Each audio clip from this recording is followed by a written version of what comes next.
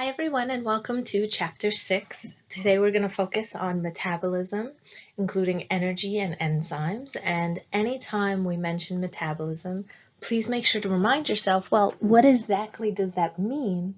It means all of the chemical reactions in your body or in a cell. Okay, that includes building things up, breaking them down, and enzymes will help do that. Now, with your metabolism, we end up talking a lot about energy. And energy, the straight up definition, is the ability to do work. Now, there are two categories when it comes to energy. Energy can be kinetic or it can be potential.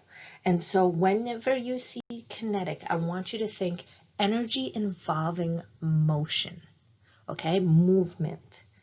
A lot of times we refer to that as mechanical energy. Okay, so kinetic is energy involving motion and it's mechanical, whereas potential energy is energy that's stored. It's the energy prior to motion, prior to movement. And a lot of times we call that chemical energy. Okay, so you notice in the images, whenever there's actual movement, such as the ball falling or you riding your bike up or down, that movement is kinetic energy, whereas potential energy is right before you have that nice burst of mechanical energy. So again, you could also think of them as kinetic is mechanical, potential is chemical. Now you also see this in nature, that constant flow between potential and kinetic energy. So for instance, you see solar or the sunlight as a potential energy, and it's a chemical energy within the plant, and then you end up having, once the animal feeds upon it, mechanical energy of the movement. So as he's getting that chemical energy turned into mechanical energy. Okay, so if you want, you can circle chemical and remind yourself that that is potential energy, whereas mechanical refers to kinetic energy, movement. Now, when we talk about energy, there's a few laws regarding energy. We call them laws of thermodynamics. Okay, they always use crazy big words to try and sound very, very smart with these laws. Now, the first law of thermodynamics is the conservation of energy, meaning that energy cannot be created or destroyed. It can only be converted from one form to another. And that's kind of like you saw in that previous slide, where you see that conversion of potential chemical energy into mechanical, physical, mechanical energy. Okay, at no point was the energy destroyed, and a lot of times you see energy converted into heat as part of reactions. So sometimes you think that you're losing energy, but it's not that you've lost the energy, it's that it's been converted to heat, which you see in a lot of the images below. Now, when we talk about examples of the first law of thermodynamics, the two that I have on this slide are photosynthesis and muscle contraction. So basically in these examples, you have some of the energy put in getting converted into chemicals, and then the excess energy gets converted into heat, which is a different form of energy, and that gets released into the environment. And notice that, it wasn't that energy was destroyed, it's just that energy got converted into heat that was then released to the environment, and then that heat ends up being a potential form of energy for other things within that system. The second law of thermodynamics, whenever you hear second law of thermodynamics, I want you to think of entropy. And there are two aspects of entropy. First off, energy cannot be changed from one form to another without the loss of usable energy. But again, notice that you're not losing energy itself. You're losing usable energy. So it's kind of like saying losing the mechanical kinetic energy, but It's that it's converted to stored or a different form of potential energy. Okay, so you're losing usable energy, but the energy is not getting destroyed. Now, the big part of entropy that I want you to circle, star, highlight, whenever people think of entropy, they focus on the aspect that waste energy goes toward increased disorder. Okay, so circle, star, highlight, increased disorder for entropy. And in the examples gave in the previous slide, so remember we talked about photosynthesis and muscle contraction as examples for first law. Those same examples can be used as the examples of second law of entropy, because in those examples you notice that some of the excess energy was released as heat energy. Now that heat energy that dissipates into the environment is no longer available to do work at that moment. It has to eventually be converted again. So even though that energy was not destroyed, it was not not usable in that exact form anymore. It became potential stored energy rather than the workable mechanical kinetic energy. And also when you think of heat being released, you can see that as increased disorder. Picture, molecules throughout that air just getting dispersed further and further apart, which is like disorder.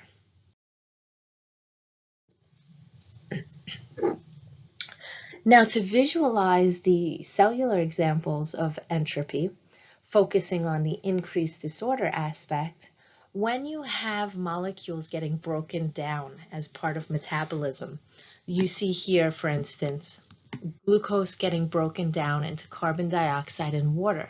Well, you notice that the single individual molecule is very organized, okay? But once it gets broken down, you have all of these smaller molecules, just like I mentioned a minute ago, dissipating out into the air, out into the environment.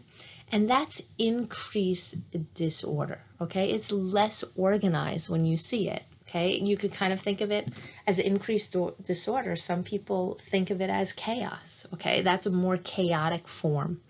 But it's more stable because that's how things naturally want to be. They want to, by that second law of thermodynamics, be more disordered rather than ordered. Okay. Now, you see that also in biology with channel movement. So here you have the hydrogen ions all in one place clustered together.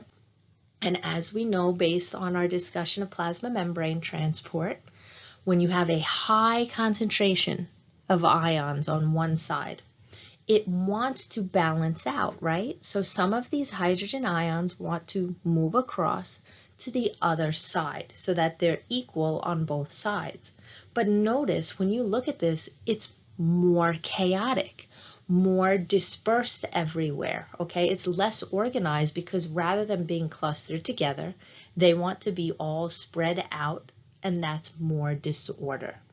Okay? If you have any questions or unclear what entropy means or are unclear of these examples, just send me a message in the Remind app and I will clarify it a little more.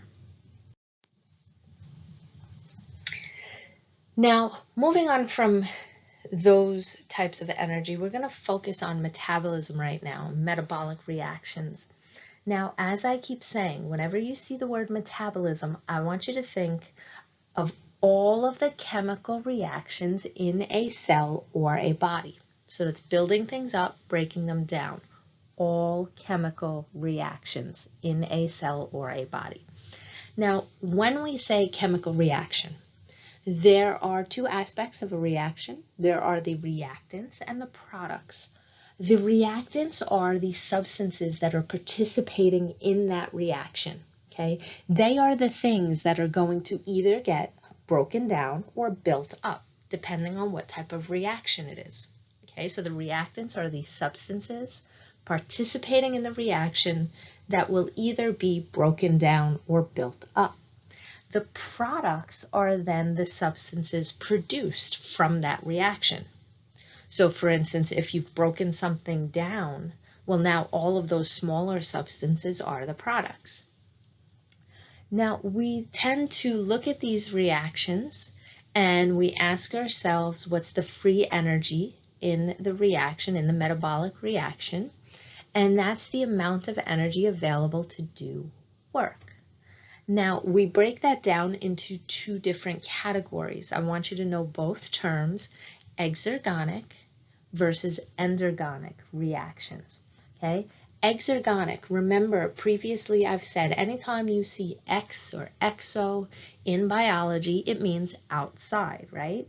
So exergonic are reactions that will release out energy, okay? Exergonic reactions release energy. This means that the products will have less free energy than the reactants because energy has been released. So they show that in the graph here.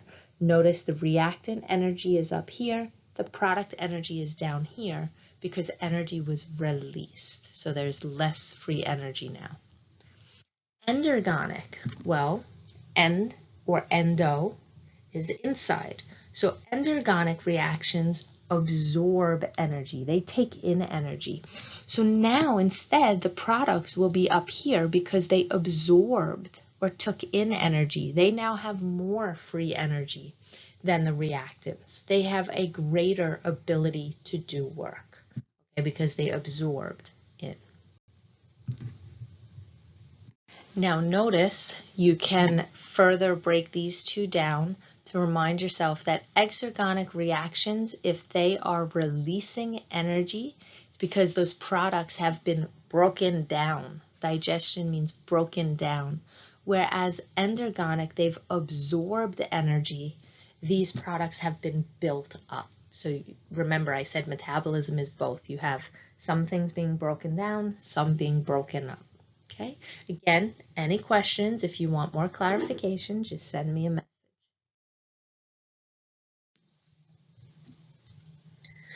Now, when we keep talking about energy, as you already know, when we talk about energy in biology, we're talking about ATP. And remind yourself that the way that ATP is high energy or gives energy is by breaking that third phosphate bond.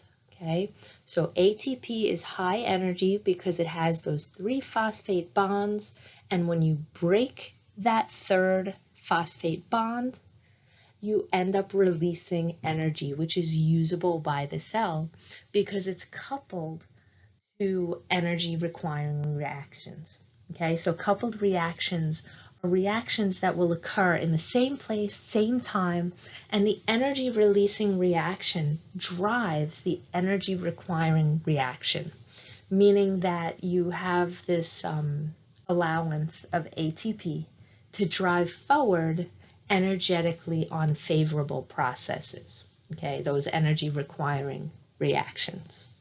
Okay, but again, make sure you know that the reason or the way that we get ATP from cells, energy from ATP is by breaking a phosphate bond that releases energy. Now, with metabolism, we said, it's all of these chemical reactions, it's building things up, it's breaking them down. And the way this actually happens in your body and in cells is through metabolic pathways. Rather than having one reactant, one product, there's usually a whole bunch of intermediates within that pathway. So to ultimately get to the desired end product, you usually have to have many different intermediate products. So for instance, A converting to B, to C, to D, to E, to F, before you get to the final one, G.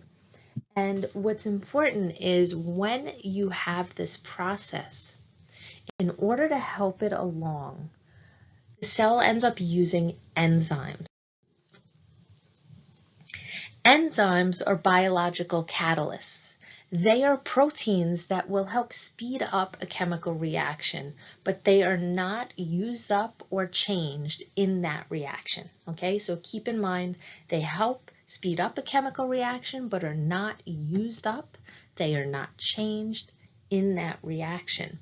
Now, what's important, as you see here, is with metabolic pathways, each of those intermediate steps usually has its own enzyme, okay? And you will not get that final G product if you don't have each of those individual enzymes present and functional. Okay, so make sure you're comfortable with the fact that metabolic pathways require multiple enzymes, one for each step of that pathway. Now, when we talk about enzymes, there's a lot of information we could discuss regarding how those enzymes actually work. How are they, speeding up that reaction? How are they helping that reaction? The first thing you have to know is that enzymes are binding sites for substrates, okay? And substrates are the fancy scientific way of saying reactants, okay? Each enzyme will have an active site, which is basically like in this picture here, that little, cut out area is the active site for the substrate or the reactant to then bind. Now, the way that that substrate binds to the enzyme can fit one of two models. And each of these models exists in biology in your body. It's just different enzymes have different models. The first one is the lock and key model. And the lock and key model is just like you see in this first little figure here. The active site of the enzyme will be a very specific shape to the substrate shape. And this active site shape will not change. Okay, so the lock and key model is that the enzyme will have a very specific active site shape matching the specific substrate shape, and it will not change. Induced fit, on the other hand, is like you can see here. It's very tough to see because it's very small change in that figure. But the induced fit model means that for some enzymes, the active site will sometimes undergo a slight change in shape to better fit the substrate. Okay, and that's usually the more accepted model, that the active site will change slightly to fit the substrate rather than already being perfect. Now, with that binding, we said that, these enzymes are helping speed up reactions. Well, how are they doing that? They're doing that by lowering what we call the activation energy of a reaction. Now, activation energy, if you think about it, activation, that means to get something started. So activation energy is the minimum energy required for a chemical reaction to occur. Okay, so the minimum energy required for a chemical reaction to occur. Make sure to write that down. So the enzymes are lowering that, but they are not changing the free energy, which is that energy difference that we discussed between reactants and products. Okay, now when you think of this, energy of activation is basically saying the energy required to initiate, to start up a reaction that, the reactants are a little sluggish and they need their push. Now, they're lowering the energy of activation, bringing those, substrates closer in contact with each other. Now, when we talk about lowering activation energy to speed up a reaction, the way that I like to kind of think of it or explain it to students, picture yourself saving up money for a new cell phone. And let's say right now that new beautiful smartphone is $1,000. Well, it might take you some time to save up that much money. That's a lot of money that you have to gather and save up before you can actually have that smartphone and start using it. Well, an enzyme, what they would do is lower the price. What if that smartphone is now only $100? Well, you're going to save up $100 a lot quicker than you would $1,000. So you'll be able to start using that smartphone a lot quicker, right? That's what we mean by lowering the activation energy, okay? They're making it easier or quicker for that reaction to start by making it so that it can more quickly reach that lower energy. And you see that in the figures on this slide. So in the first one, without the enzyme, you end up needing to get to that high of a peak of energy. Whereas with the enzyme, you only need to get to this low peak to start up the reaction.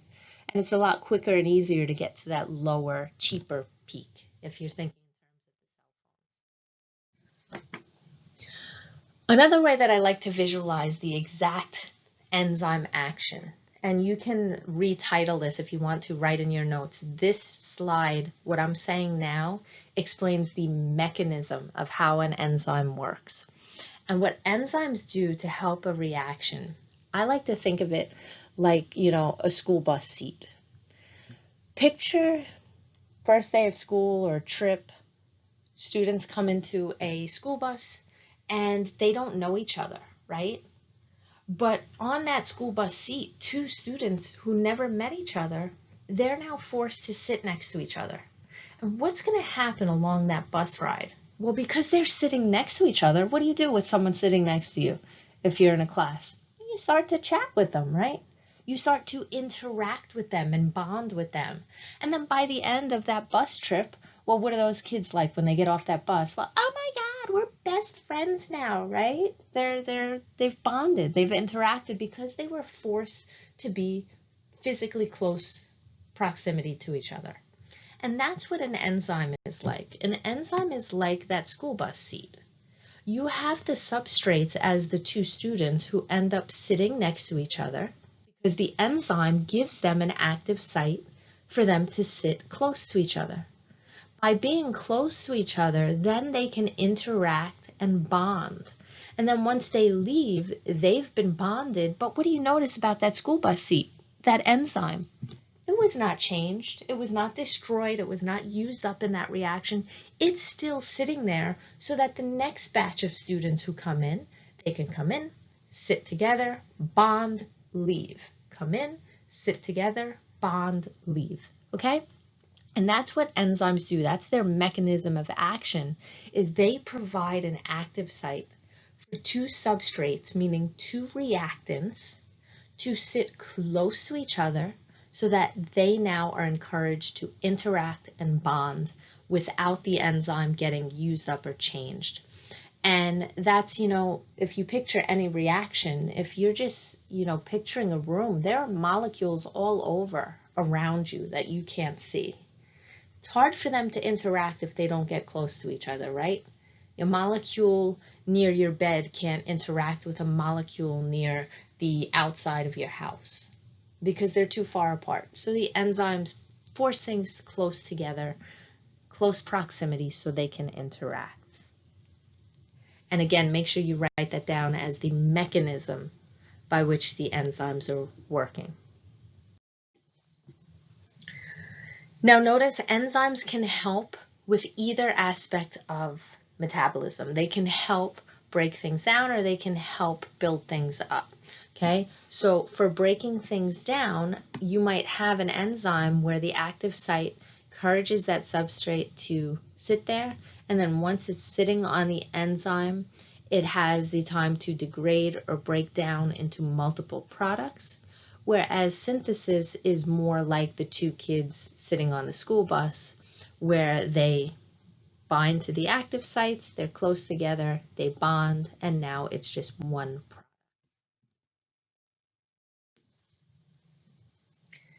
Now, because of the fact that enzymes are proteins, remember they're proteins, that means that there are a lot of factors that can affect how well these enzymes are going to work. There are a lot of factors that can make them more efficient, help more reactions occur, and there are a lot of factors that will slow them down or hinder their ability to work.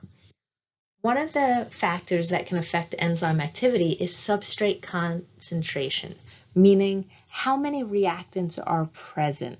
If there are just a few substrates, as you see in this first picture, very few substrates, then there's going to be very few reactants, not a lot of enzyme activity. Because remember, molecules need to collide in order to react.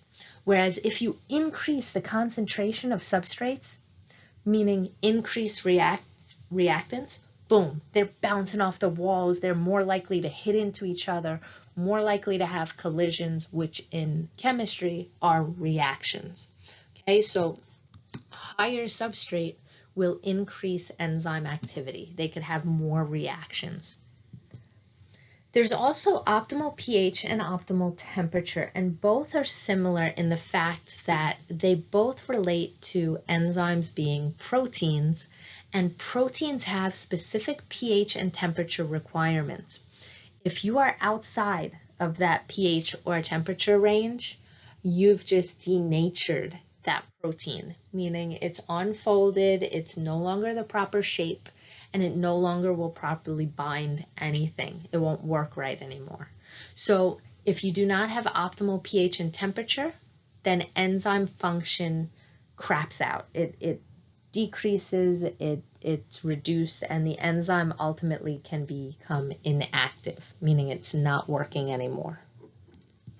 There's also things called cofactors and coenzymes, and both of these are substances that will activate an enzyme. They help enzymes work.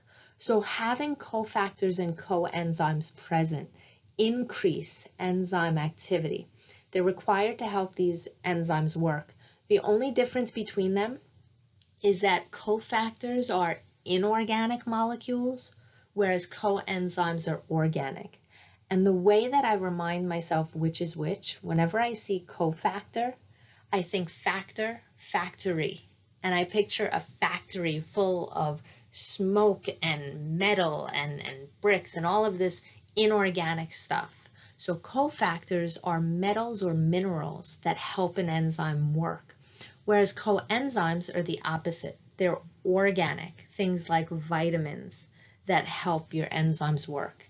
And that's why making sure that you have a diet and supplements that are, a good amount of your minerals, of your vitamins are so important, because minerals and vitamins are helping your enzymes, which help all of your metabolic reactions happen. There's also enzyme inhibition, and we're going to go through each form of that one by one. So when it comes to enzyme inhibition, the first category is reversible enzyme inhibition, meaning any of the following can be reversed so that the enzyme will function again. Now, non-competitive inhibition, what that means is exactly like the name suggests. The inhibitor is not competing with the substrates or the reactants for that nice, comfy, active seat on the enzyme. Instead, what a non-competitor does is it binds somewhere else on the enzyme. Again, emphasize the fact it is not binding to the active site. Instead, a non-competitive inhibitor will bind somewhere else on the enzyme, and that triggers what we call an allosteric change. Meaning, so allosteric is this term that I'm highlighting over here. Allosteric change in that enzyme means that the shape of the active site has changed because of that inhibitor binding elsewhere. So now the substrate will come along and it'll no longer fit in that site. Okay, so you didn't block off the active site, but you were bound somewhere else and changed the shape of the active site. So basically the way you can picture this is if, let's say, you have a nice comfy seat in your office, right? Or your room. So you have that comfy seat, you fit perfectly in it. All of a sudden someone sneaks in and changes that seat to a children's chair. You try and sit down, you're not going to fit if it's a little children's sofa, right? So you can no longer fit there because they changed the shape of it. They didn't physically block you. They didn't cover that up. They just put something there that didn't fit. The alternative to that is competitive inhibition. What competitive is just like its name suggests. The inhibitor binds to the active site of the enzyme, meaning it physically blocks the active site so that the substrate cannot bind because the site is already filled. So an example of that would be like trying to park your car in a parking space that's already filled. If someone else parked in your space, they have physically blocked it. They didn't change the shape of that parking space. They didn't modify the space at all. They physically blocked it, and they were your competitor for that one spot. Okay? The last of the reversible enzyme inhibition examples is feedback inhibition. And as we mentioned earlier, when it comes to metabolism, you don't just have one reactant, one product, and one enzyme. Usually you have a long pathway, a full metabolic pathway with multiple enzymes along the way. What feedback inhibition means is a lot of times that end product, the very final product in that metabolic pathway, will turn out to be an inhibitor of one of the earlier enzymes. So for instance, in this example, the end product F is an inhibitor of the very first enzyme. And so it turns that off. It inactivates the first enzyme, so the pathway now stops. That kind of inhibition makes sense because think about it. If F is being produced in the body and you now have F, you have enough of that. Why would your body want to waste resources making all of these intermediates and making more of the end product when you already have it in your body to use? Okay, so just keep in mind that all three of these are reversible forms of inhibition, meaning they can be modified so that the enzymes no longer inhibit it. There are, however, some cases where inhibition of an enzyme is irreversible, meaning once that enzyme has been inactivated, you cannot rescue it. And what this means in terms of biology is there are materials that will irreversibly inhibit an enzyme, and we call them poisons. So when you hear poisons, they are irreversibly inactivating an enzyme.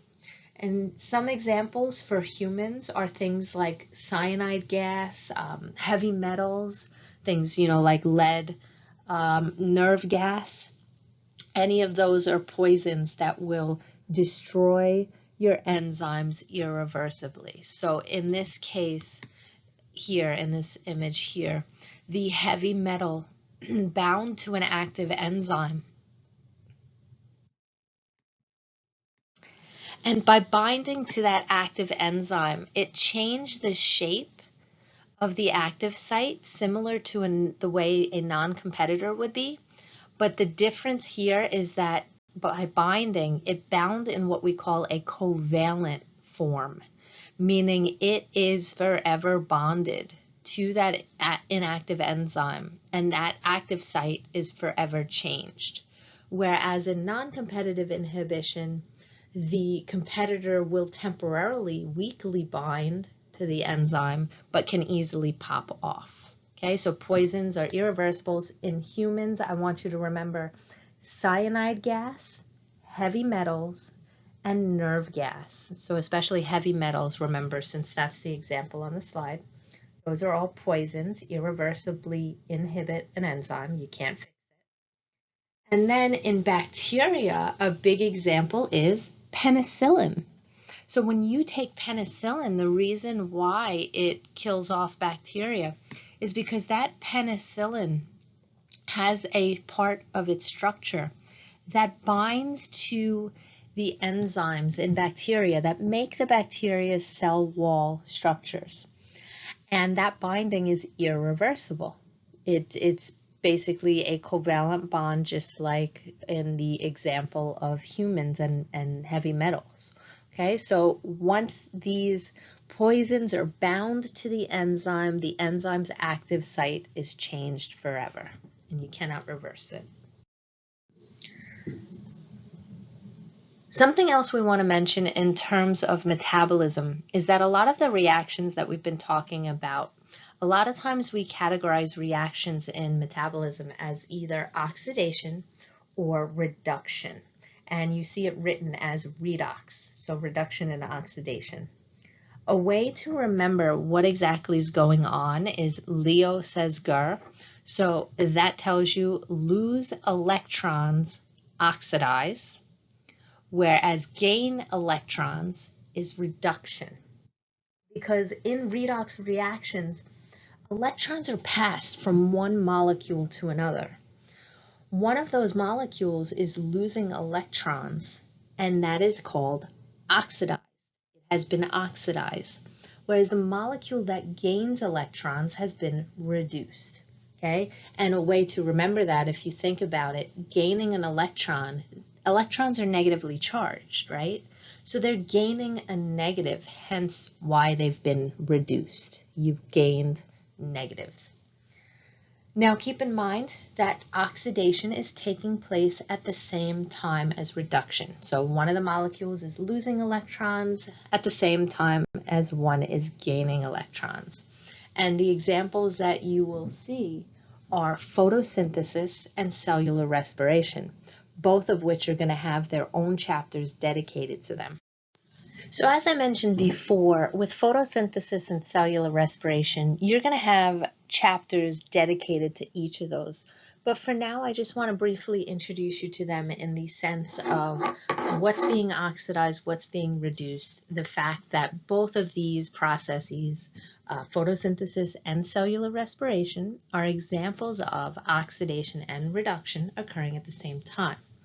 Now, again, keep in mind, when we talk about photosynthesis, that's how plants are making their food, making their energy. So in the photosynthesis reaction, plants are taking solar energy and using it to convert into chemical energy. And what they're doing is they take in the carbon dioxide that you breathe out and you water the plant. And with that carbon dioxide and water, they then produce glucose as a food source and the byproducts of water and oxygen. Now, in this reaction, when you're thinking about what's becoming reduced and what's becoming oxidized, remember, reduction is kind of weird when you think about it. I know when you think of something being reduced, you think of it having less. But in this chemical sense, it's being reduced because it has more negatives, right? So it's getting more negative, which is a charge less, right? So reduction is Gur, gaining electrons. And you notice that the carbon in carbon dioxide has gained electrons by having those extra hydrogens now with it. So the carbon of carbon dioxide has been reduced. Gur, it has gained electrons. Whereas the oxygen in water, Leo, has lost electrons, so it became oxidized, and you notice it no longer has the hydrogens with it. It lost those electrons. Now, when you're looking at these visually, a little trick that you can use to remember which is which is when something's reduced, you would expect it to get smaller, but in chemistry, it gets bigger. So if you remind yourself of that weird trick that the wording does with you, well then when you look at the example of cellular respiration, which is the exact opposite formula of photosynthesis, so cellular respiration is how you break down sugar to get energy. Well, what did we say? When something's reduced, it will actually look bigger. So notice that the O2 suddenly looks bigger with those extra hydrogens near it. Okay, so just looking at this formula, the one that got bigger is actually reduced and the one that got smaller has been oxidized. See how it's only 2 letters now instead of 3? But again, if you wanted to think of the science behind it, remind yourself, oxidized, Leo, lose electrons. It lost the electrons of hydrogen there. Gur, gain electrons, reduced. The oxygen now gained those hydrogens with it. Okay. If you're still uncertain or you have any questions, as always, make sure to send me a message and remind, and I will clarify further.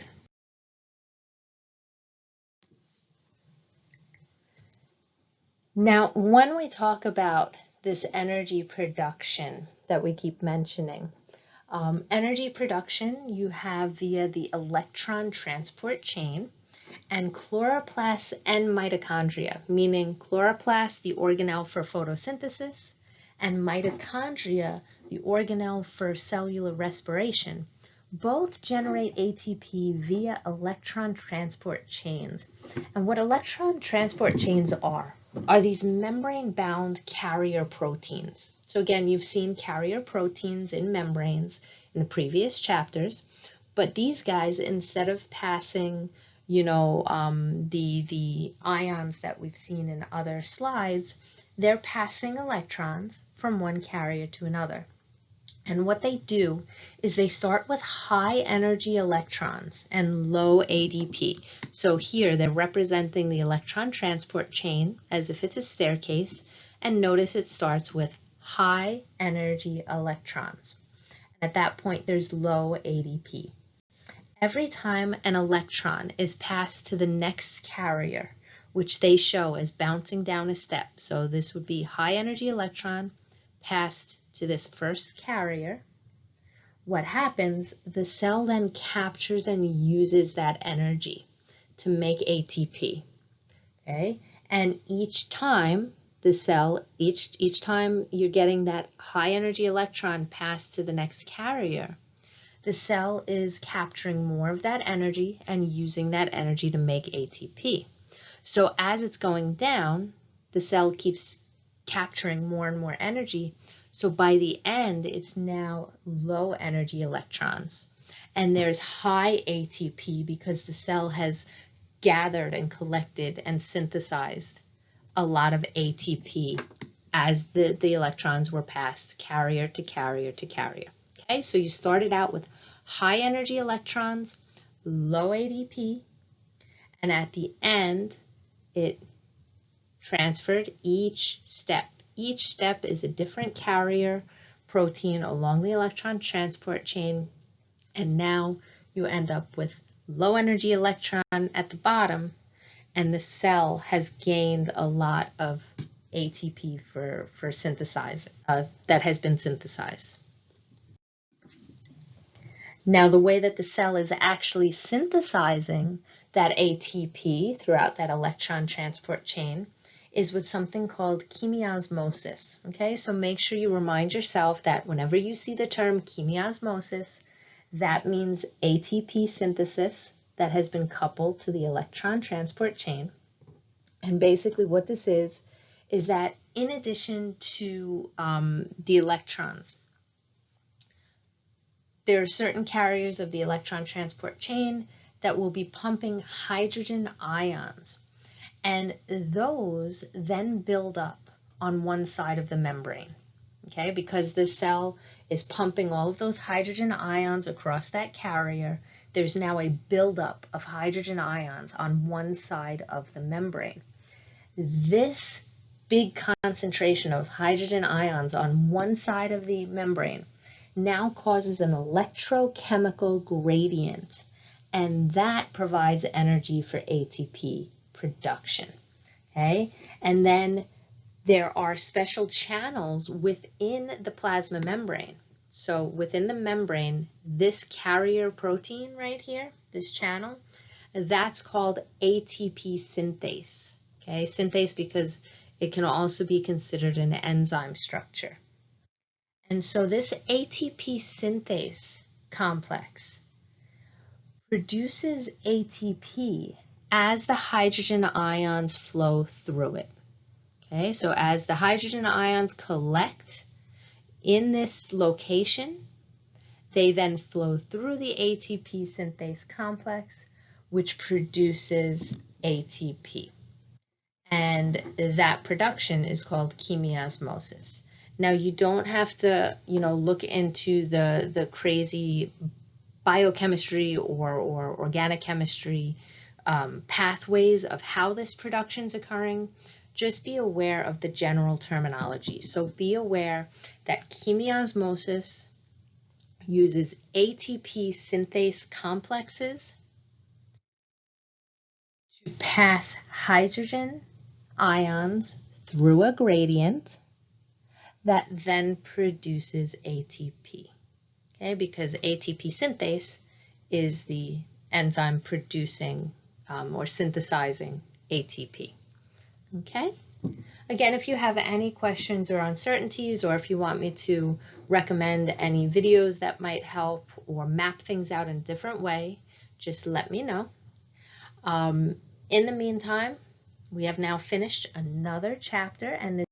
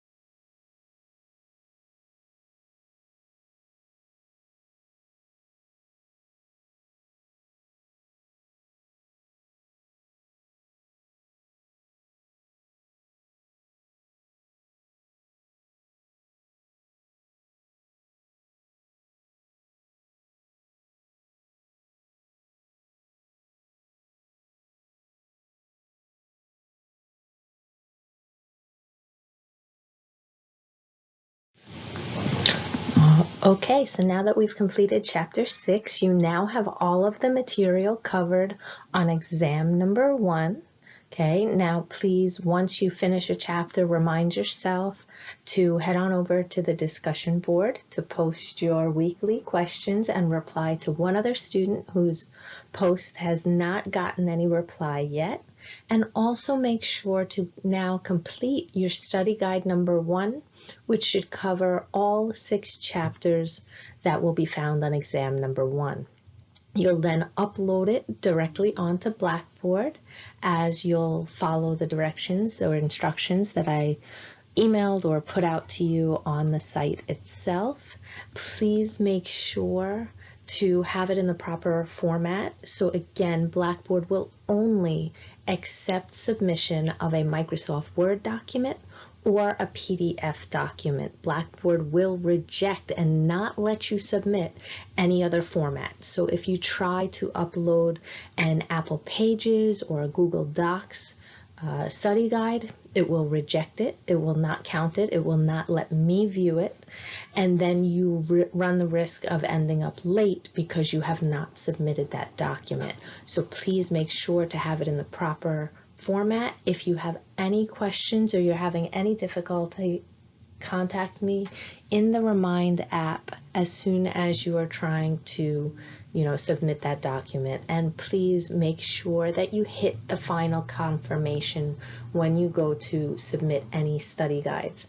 Because when you first go to upload your document, it will use the word submit, but it has not actually submitted your document to me. You then have to go through their steps and hit the final confirm button at the end of the process. Okay, if you have any questions during that process, or you want to make sure that your study guide was actually uploaded on time, just send me a message in the Remind app. Okay, thank you and have a wonderful day.